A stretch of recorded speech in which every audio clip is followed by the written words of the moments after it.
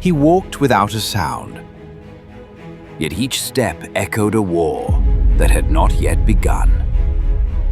Behind the face of a wise teacher lay betrayal, silent wounds, and a truth buried by time. He is Dronacharya, and this is his story. The Mahabharata, Season 3, Episode 8, The Advent of Drona. If you enjoy this content, please consider subscribing to support us and stay connected with more engaging videos. Once upon a time, in the era of Dwapara Yuga, the third age of the world's cycle of yugas, Satya Yuga, Treta Yuga, Dwapara Yuga, and Kali Yuga, in which humanity shows its first significant decline in righteousness. An age where morality and immorality coexist equally and spirituality is deteriorating. In this age, Krishna, an avatar of Vishnu, took birth to establish a dharma, divine truth or justice. He taught humanity vital lessons to expand their consciousness. He taught about dharma, responsibility, righteousness, devotion, the essence of life and fulfilling responsibility, without concern to the outcome, emphasizing unselfish conduct. He played a very important role in this era, where the great epic of Mahabharata taken place.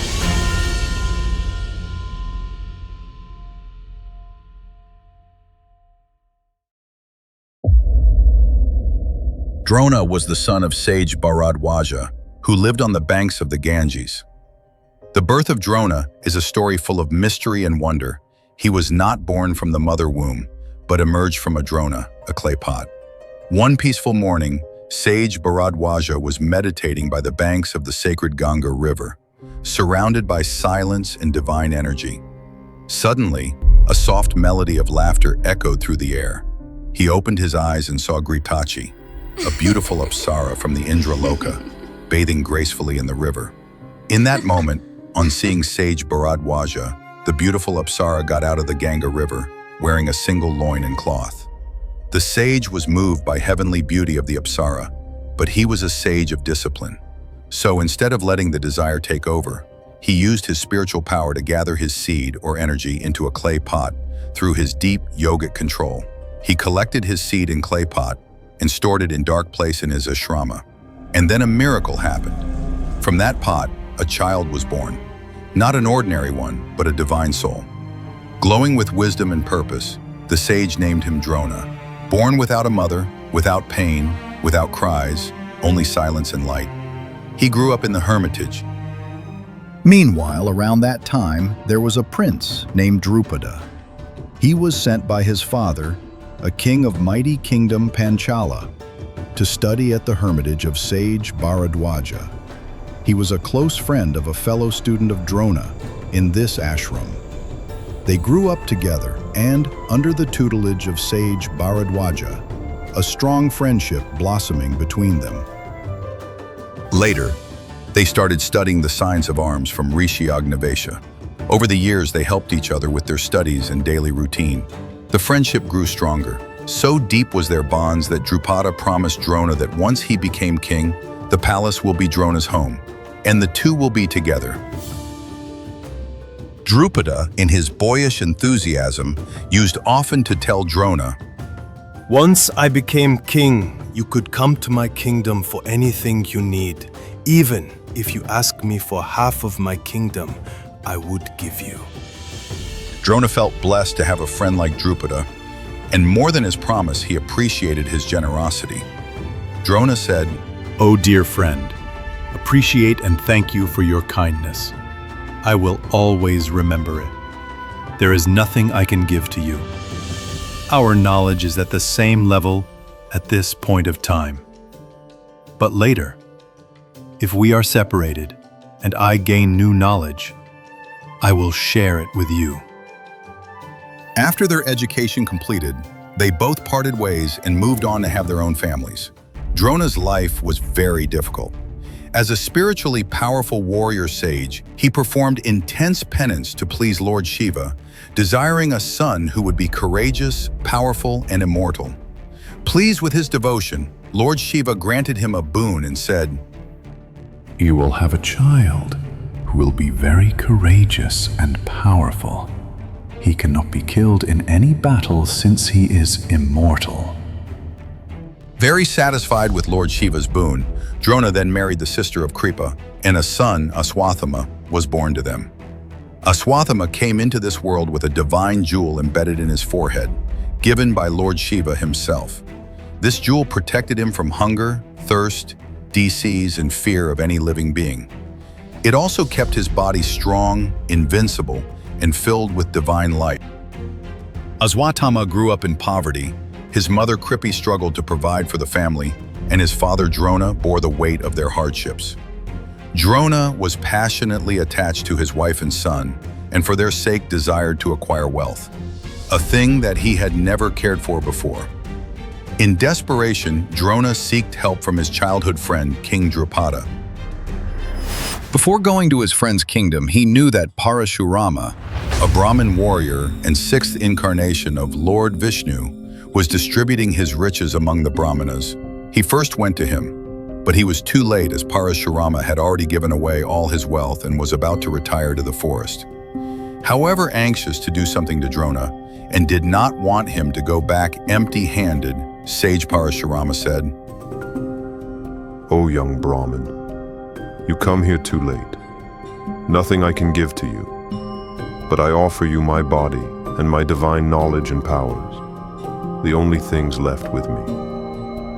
Hearing this, Drona was extremely happy and replied, "O the best among warrior sages, please give me the divine astras along with the mantras to use it." Hearing this, Parasurama replied, "Sure, I will teach you all the powerful celestial weapons I have and educate you the advanced military art and strategy. You will be the best teacher the world ever known and become the preceptor of mighty warrior princes." Parasurama then trained him the use of celestial weapons, of which he was supreme master. Drona became the great archer and unrivaled master of the military art, worthy of eager welcome as preceptor in any princely house in that warlike age.